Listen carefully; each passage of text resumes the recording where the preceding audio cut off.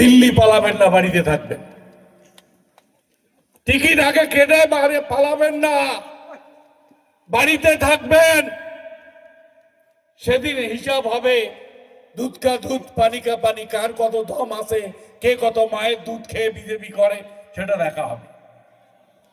Meeting এ disturb, একটা সোনার দোকানের টাকা সে এসে মিটিং করে আমার সঙ্গে তুলনা করে। কার সঙ্গে কার তুলনা করো? যে সোনার দোকানে ডাকাতি করে জেল খেটেছে, যাকে পুলিশ কোমরে দড়ি বেঁধে ডাকাত হিসেবে ধরে নিয়ে গেছে, সে কথা বলে আমার লজ্জা থাকা উচিত।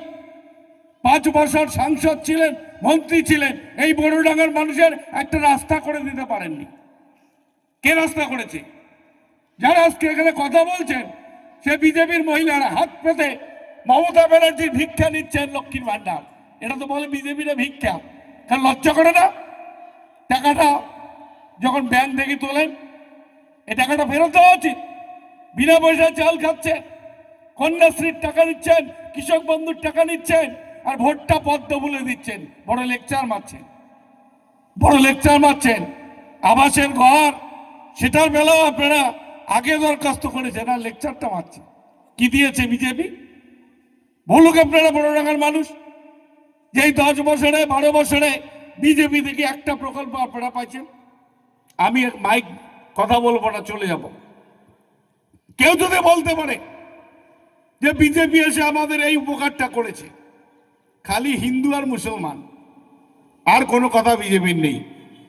এখানে যারা হিন্দু মানুষ আছেন, পেটলার বাজারে জানতো, এক বস্তা ইউরিয়া সার কিনেন, হিন্দুকে যে দামে কিনতে হয় মুসলমানকেও সেই দামে কিনতে হয়। হিন্দুদের জন্য কি 200 টাকা কম আছে?